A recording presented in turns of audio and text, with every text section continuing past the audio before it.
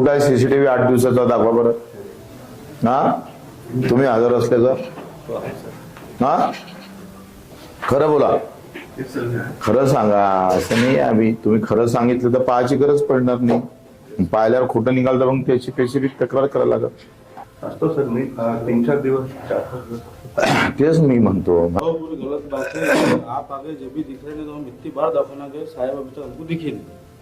आप किसी से पूछ सकते इधर वर्मा. मग याला घरी पाठवा वरमाले. याचे एकूण या 5 दिवसात आपली यात्रापर्यंत हे सगळी साफसफाई समोरची.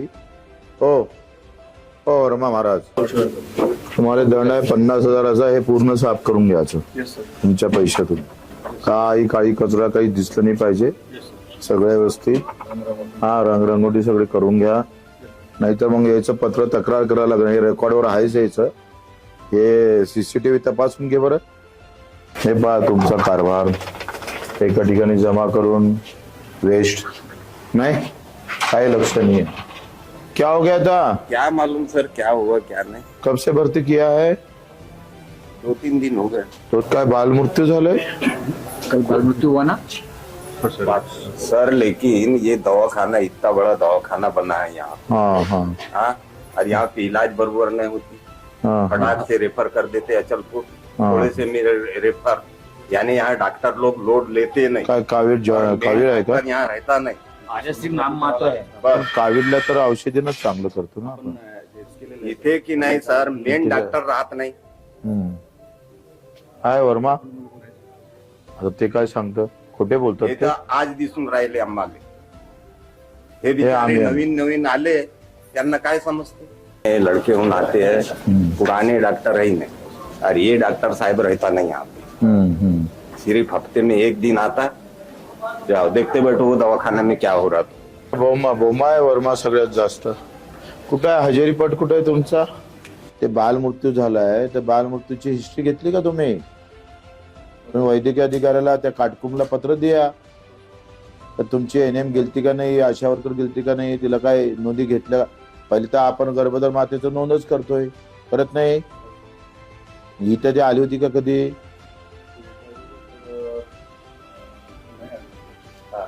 तुम्ही पाहिलंच नाही, काही पण सांगताय.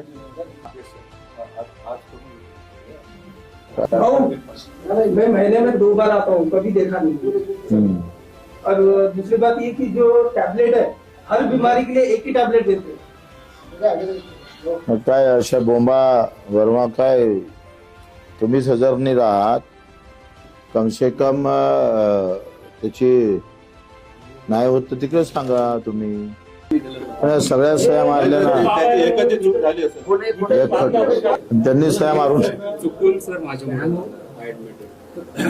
ये अधिकारी यहाँ आप आने के बाद भी आपको है तो चिट्ठियां बनाने का काम कर रहे हैं. तो आप सोचो कि हम यहाँ घलघाट में रह रहे हैं, हमको कितना चिट्ठियां बनानी है. कंटिन्युअसली अब्सेंट आहे, त्याचा पत्रही दिलेलं आहे, तिलाही पाठवलेलं आहे. तिला काहीतरी आजार झाला. ग्रामीण रुग्णालयामध्ये इमारत तर बसलेली आहे, परंतु काही ज्या अजूनही सुविधा द्यायला पाहिजे, शासन स्तरावरही नाही. आणि पहिले तर सगळ्या अधिकारी कर्मचाऱ्याच्या मानसिकतेमध्ये बदल होणं फार गरजेचं आहे.